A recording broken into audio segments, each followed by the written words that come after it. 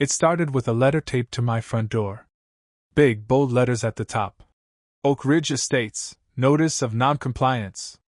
Beneath that, a list of violations I was supposedly guilty of. Failure to register with the HOA. Failure to submit a landscaping plan. Non-payment of dues. The kind of bureaucratic gibberish you'd expect from someone who thinks clipboards are weapons. I remember staring at it, coffee still in hand, thinking, what the hell is this? Because here's the thing.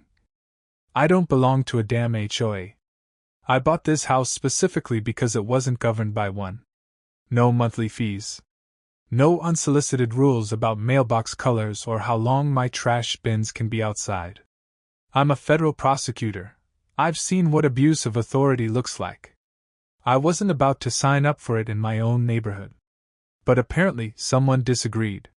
The next day, I got an envelope in the mail with the same golden logo.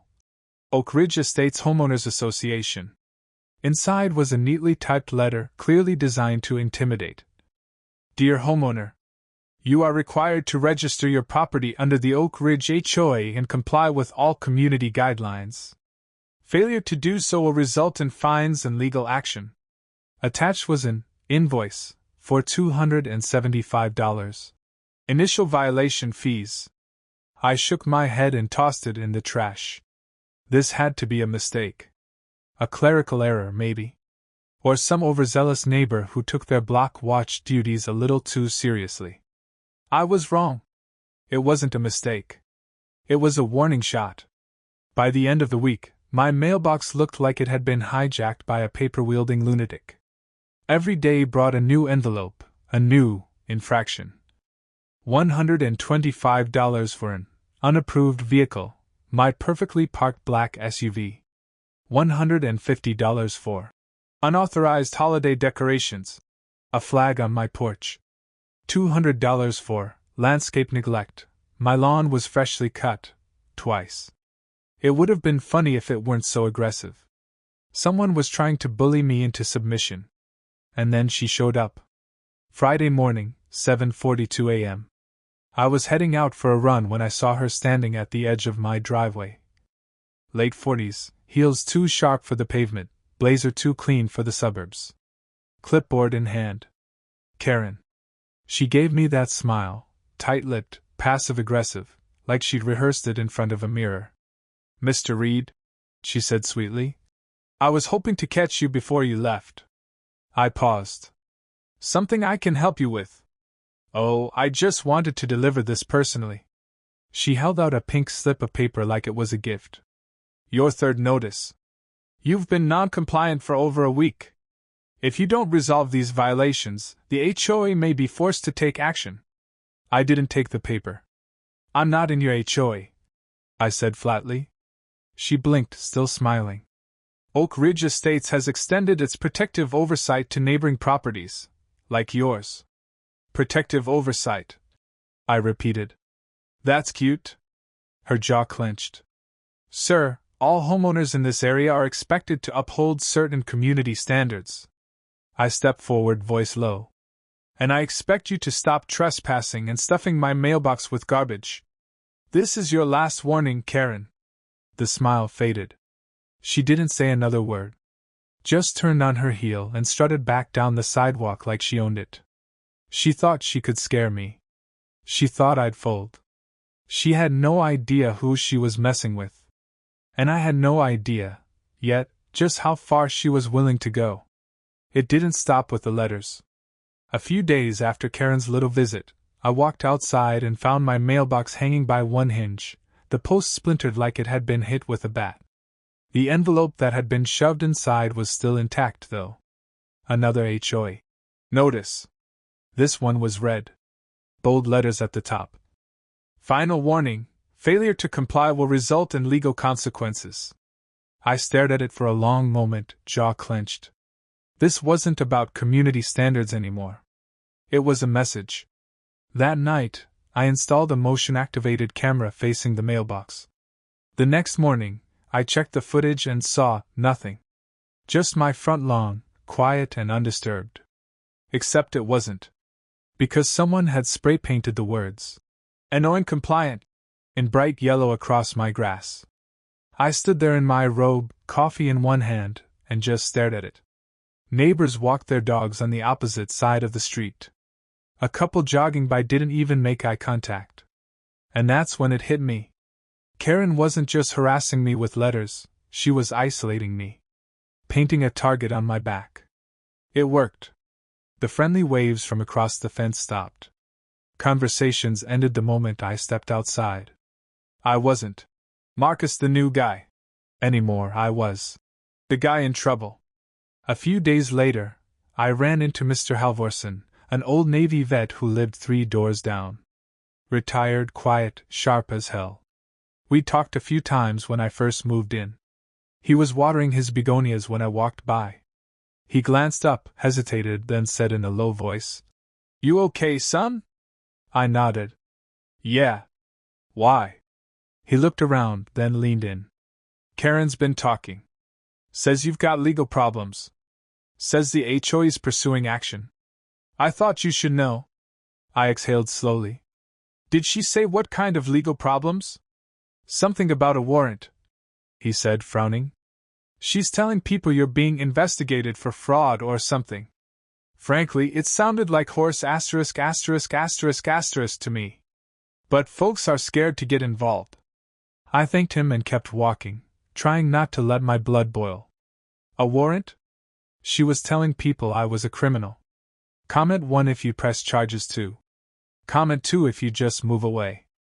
And then, right on cue, the next letter arrived. Hand-delivered. No postage. No envelope. Just folded paper, stamped at the top with a cheap imitation of an official seal. From the legal department, Oak Ridge HOA. Inside. Due to continued refusal to comply with community bylaws, and in accordance with HOA enforcement policy, a warrant for your arrest has been issued. Failure to surrender voluntarily may result in forced detainment and seizure of property. It was laughable. A fake warrant. No judge's name. No case number. Just signatures. One of them? Karen Whitmore, HOA president. She'd lost her damn mind. But here's what she didn't know. I write warrants. I've prosecuted people for issuing fake ones. I've sent fraudsters to prison for less convincing documents than this. I could have ended it right there. Marched over with my badge and filed charges that afternoon. But I didn't. Because now, this wasn't just about me. If Karen was bold enough to try this on me, who else had she pulled this stunt on? If I wanted to take her down, I needed more than one forged document and a busted mailbox. I needed a pattern. So I waited. Waited for her to push harder. And oh, she would. Because people like Karen? They always do. The knock came on a Thursday morning. Sharp. Measured. Like someone trained to make people nervous. I opened the door to find 2 men in matching navy blue uniforms, complete with shiny brass badges that looked like they came from the clearance section of a Halloween store. "Mr. Marcus Reed?" the taller one asked, standing stiff like he was expecting me to bolt. I nodded slowly. "Yeah. Can I help you?" He cleared his throat. "We're with the Oak Ridge Homeowners Association Enforcement Division." I blinked. "That's a mouthful." He didn't smile. "We're here regarding your outstanding violations and non-compliance with community regulations. We have a warrant for your arrest." The shorter one stepped forward, holding a clipboard like it was sacred law. "If you'll come with us peacefully, we can resolve this without incident." I blinked again, this time slowly. "A warrant?" "That's correct." "Signed by who exactly?" The tall one hesitated. "The board." I raised an eyebrow. "The HOA board?" He nodded. I looked between the 2 of them, pressed polyester shirts, cheap holsters with no weapons, a laminated ID card hanging from a metal clip that read, "HOA Enforcement Agent." The silence stretched. Finally, I crossed my arms and asked, voice calm, "So just so we're clear, you 2 are here to arrest me? At my home? Under the authority of a neighborhood committee?" More hesitation. Then the short one stiffened. "Sir, you're in violation of several HOA bylaws, and continued refusal to comply has escalated your case to enforcement status. You need to come with us. And if I don't, we're authorized to detain you pending legal action. I let the silence grow uncomfortable. I could see sweat gathering at the tall guy's temple. Then I smiled. Great. Then you won't mind showing me the signed court order authorizing my arrest. Tall guy stammered. We already issued a notice. No, I said evenly. I'm asking for a valid warrant, signed by a judge, issued by a legal authority recognized by the state or federal government. Blank stares. I gave it one more beat, then slowly reached into my back pocket. The short one flinched.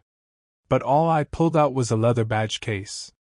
I flipped it open and held it up, letting them take a good, long look. United States Department of Justice. Assistant U.S. Attorney, District of Columbia. I watched the blood drain from their faces. No, I said, keeping my tone casual. You're going to tell me your full names, and which security firm you're licensed under. If you're not real law enforcement, and spoiler alert, you're not, this little stunt qualifies as impersonation of a federal process minimum. The clipboard slipped from the tall guy's hand. It hit the ground with a dull thud. The short one turned and ran, down the driveway, across the street, nearly tripping over his own feet. The tall one took one last look at my badge and followed, shouting, Go, go, go! I stood in the doorway, arms crossed, watching them disappear around the corner like clowns fleeing a fire drill. No sirens. No lights. Just two grown men in fake uniforms, retreating like cockroaches under a spotlight. I didn't follow. Didn't need to. Because I already had what I wanted. Confirmation. Should HOA police ever have this much power? Comment yes or no. Karen wasn't just playing games anymore. She'd escalated into felony territory. This wasn't civil nonsense. It was impersonation. Harassment. Fraud. And now? Now I had cause. Because I wasn't just going to push back. I was going to dismantle her entire little empire. The moment those two fake officers ran off my property, I knew it was time to start digging. Not just because I wanted to stop Karen, but because I needed to know how deep this went. I started with the uniforms. Thanks to the footage from my doorbell cam and the high-res stills I pulled from my mailbox camera, I had clear images of both men's faces, their name tags, and the fake badges. A quick run through law enforcement databases turned up nothing. No state or federal certifications. No private security licenses. But their names? Oh, those gave me plenty. Both had records, one for harassment, the other for trespassing. And more importantly, both were listed as employees of a so-called Neighborhood Protection Service, registered under a shell LLC based one town over. I dug deeper. The company had no website. No phone number. Just a mailbox at a UPS store and a single registered agent, Karen Whitmore. She had created her own enforcement agency. She'd literally hired two guys with criminal records, gave them badges, and sent them door to door impersonating police. That was impersonation, wire fraud, and false imprisonment, all felonies. But I wasn't done. I started pulling county property records, specifically looking at Oak Ridge Estates and the surrounding parcels. Over the last 2 years, 5 homes had changed hands under distressed sale status, all for amounts well below market value. In each case, the original owner had filed at least one complaint with the county about HOA harassment, fraudulent liens, or threatened seizure. And every time? The new buyer was a company called Whitmore Community Holdings LLC. I nearly laughed. Karen had set up a system. Harass homeowners with fake violations. Escalate to bogus legal threats and fake police. Force a sale or a walk away. Reacquire the property for pennies through her shell corporation. Resell it to an approved buyer at full value, using her HOA board to control access. It was textbook extortion wrapped in a suburban smile. And it had worked, until me. I compiled everything: documents, screenshots, footage, statements.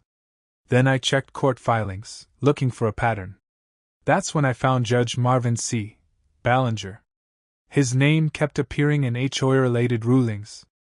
Quiet civil hearings that favored Oak Ridge Estates every single time. Not once did he question the validity of their enforcement authority. Not once did he reject their claims, no matter how paper-thin. At first glance, it looked like routine bureaucracy. But then I checked the timeline. In 3 of the 5 property takeovers, the same judge had signed off on orders allowing lien enforcement, emergency compliance action, or summary eviction, all based on the claims of an HOA that wasn't legally registered with the state. Worse, I found a series of campaign donations, small, spread out, but traceable, funneling through PACs that traced back to, you guessed it, Karen Whitmore's husband. Karen didn't just bully people. She had help. Legal help. Judicial help. That's why nobody had stopped her. They didn't know they could. They thought she was legitimate. And the ones who fought back? They got scared off, or run out. But Karen made one mistake. She targeted the wrong house. I wasn't just some guy who didn't want to trim his hedges or pay a $50 landscaping fee. I was a federal prosecutor who specialized in racketeering, conspiracy, and fraud. And Karen Whitmore had just served up all 3 on a silver platter. But I wasn't going to charge in and make a scene. Not yet. Because people like Karen? They don't break when you yell at them.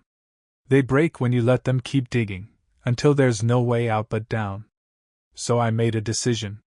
I was going to let her think she was winning. And then I'd pull the rug so hard, she wouldn't even hit the ground before the cuffs did. Karen thought she had me cornered. A few days after the fake cops fled my porch like spooked raccoons, another letter appeared in my mailbox. This time folded neatly in a golden envelope sealed with wax, as if we were living in some HOA version of Game of Thrones. The letter was brief, but dramatic. Final notification. Due to your continued refusal to comply with community standards, Oak Ridge Estates Homeowners Association hereby demands your appearance at an official arbitration hearing. Date Friday. Time 3 p.m. Location Oak Ridge Community Center. Failure to appear will result in immediate property seizure and arrest. No mention of a court. No legal seal. No case number. Just theatrics. And that was exactly what I needed. I sat at my desk and composed a reply, printed it on formal stationery, and mailed it back the next morning. To whom it may concern. I acknowledge receipt of your notice and wish to resolve the matter peacefully. I respectfully request a fair hearing and hope to reach a resolution that avoids escalation. It was polite. Compliant. Even slightly nervous. In other words, perfect bait. Because people like Karen, people drunk on fake authority, can't resist the scent of surrender. They mistake it for victory. And while Karen was planning her little kangaroo court, I was planning something very different. First, I contacted the local police chief. I'd known him for years, worked with him on task forces, sat beside him in courtrooms. When I told him about the impersonation, the fake warrants, the forged citations, he didn't even blink. Tell me when and where, he said. Next, I called the FBI field office. I didn't go through the hotline. I went through Special Agent Bowen, someone I'd helped secure a federal wire fraud conviction with 6 months prior. When I walked him through Karen's entire operation, fake security force, fraudulent property seizures, coordinated shell companies, he whistled low and said, "We've been waiting for something like this." Finally, I looped in the U.S. Attorney's office. My supervisor, a woman named Rebecca Chan, listened as I laid out the case, evidence folder by folder. She paused only once. "She tried to arrest a federal prosecutor?" "Twice," I said. "Technically." Rebecca laughed. "She's cooked." By Friday, the plan was in motion. I arrived at the Oak Ridge Community Center 15 minutes early. It looked exactly how I expected it to: bland beige walls, a dusty American flag in the corner, a long plastic table at the front like it was auditioning for a church bake sale. And there was Karen, seated at the head of the table in a blazer 3 sizes too authoritative. She had a clipboard in front of her, a glass of water, and unbelievably, a wooden gavel. There were 3 other board members behind her, faces I recognized from surveillance photos. One had helped post fake violation notices. Another had signed off on those forged lien assessments. Across the table sat 2 other homeowners, people I'd seen at a distance but hadn't met. Their faces were tense, eyes wary. Victims. Like me. Karen saw me enter and gave that same shark-like smile from my driveway. "Mr. Reed," she said, gesturing to the empty chair. "Glad you could make it. We're ready to begin." I took my seat calmly, hands folded. "Of course," I said. "I wouldn't miss it." Because what Karen didn't know was that every second she spoke, every fake citation she rattled off, every phony term like community infraction she used, was being recorded. And behind the building? FBI vans. Squad cars. Prosecutors. All waiting for the signal. Karen had no idea this wasn't her courtroom. It was her confession booth. Karen tapped the little wooden gavel like she was calling order in the Supreme Court. "We are now in session," she announced, straightening her blazer and glancing smugly around the room. I almost laughed. There were no court seals. No legal observers. No jurisdiction. Just a folding table, 3 smug volunteers, and a woman who believed her laminated badge and a gavel made her a judge. Across the room, the 2 other homeowners looked pale. One clutched a folder full of paperwork, the other sat stiffly, like he was waiting for a sentence he didn't deserve. Karen began reading from her clipboard. "Mr. Reed," she said, "you've accrued multiple violations under Oak Ridge Estates Policy Section 3.1.2, Unauthorized Exterior Decor. Section 4.4.6, Failure to submit landscaping compliance documents. And Section 7.9.3, perhaps most serious, refusal to submit to enforcement review." She looked up, waiting for me to flinch. I didn't. Instead, I leaned back in my chair and asked calmly, "Karen, just out of curiosity, have they arrived yet?" She blinked. "Who?" I smiled. "The officers. The real ones." One of the board members looked confused. The other stiffened. Karen's eyes darted to the door. Her voice tightened. "This is a private arbitration session. You're required to stay until..." But she never finished. The double doors at the back of the community center burst open. Uniformed officers stepped in first, local PD, weapons holstered but eyes sharp. Behind them came federal agents, badges out, followed by Assistant U.S. Attorney Rebecca Chan, flanked by 2 Department of Justice clerks carrying case files thick enough to crush Karen's little gavel. The room froze. Karen stood up fast. "What is this? This is a private meeting. You have no right to be here." Rebecca didn't blink. She stepped forward and held up a document. "Karen Whitmore," she said loudly, "you are under arrest for multiple federal crimes, including mail fraud, wire fraud, extortion, conspiracy to defraud the United States, and impersonation of law enforcement." Karen's face went ghost white. "No, this is a mistake. This is harassment." She turned to the board members. "Do something!" But they were already backing away. One of them literally ducked under the table, hands raised. Another dropped his pen and muttered, "I was just here for notes." Rebecca kept going. "You have created and operated an unauthorized enforcement body, threatened citizens with fabricated legal consequences, and attempted to illegally seize property through coercion and fraud. You impersonated judicial authority and orchestrated a fake legal proceeding, this one, for purposes of intimidation and unlawful gain." Karen shook her head, furious now. "He set me up!" she screamed, pointing at me. "This is a trap. He's a liar!" I stood up slowly and pulled my badge from my coat. "No, Karen. I'm a federal prosecutor," I said quietly. "And you just tried to arrest me, twice." Karen looked like she wanted to scream, but no sound came out. The officers moved in. One of them took her by the wrists. The gavel clattered to the floor as they cuffed her hands behind her back. She shrieked, "You can't do this! I am the HOA! I run this community!" Rebecca stared at her. Not anymore. They led her out past the homeowners, who sat frozen, watching the woman who terrorized them being marched away in handcuffs. Karen twisted once more, screaming to no one in particular, "This isn't over! I'll sue every one of you!" No one replied. The doors closed behind her. For a few long seconds the room remained still. Then one of the homeowners turned to me. "You really are a prosecutor?" I nodded. "And this whole meeting was a setup?" "No," I said. "This wasn't a meeting. This was a sting." The fake hearing was over. But the real reckoning? That was just beginning. Karen Whitmore's mugshot hit the local news before the sun came up the next day. Hair disheveled, eyes wild, still wearing the same blazer she'd worn to her fake courtroom.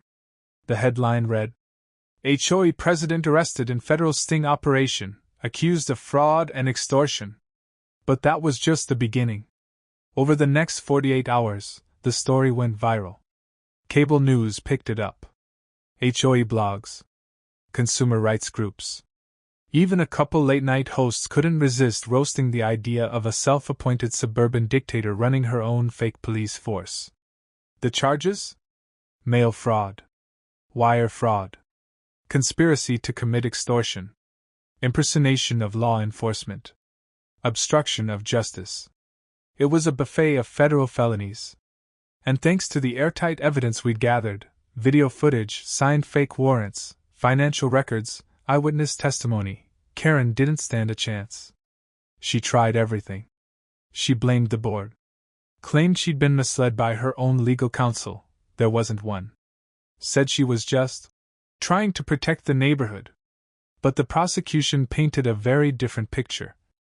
A woman who had built an empire of fear, weaponizing paperwork, fake laws, and plastic badges to terrorize homeowners and seize control of property that was never hers. When the judge handed down the sentence, his words were clear and cold. "Ms. Whitmore, you did not simply violate community standards, you violated the public's trust.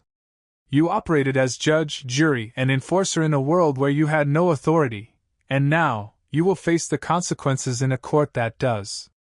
Karen was sentenced to 8 years in federal prison. No probation. No plea deal. Just real bars, real guards, and real accountability. Meanwhile, the fallout in Oak Ridge was swift and total. With Karen behind bars, the rest of the board resigned almost immediately. Some lawyered up. Others simply vanished. But it didn't matter, the HOA was dead. The county revoked its charter. The bank accounts were frozen. Every fake lien and citation was declared invalid.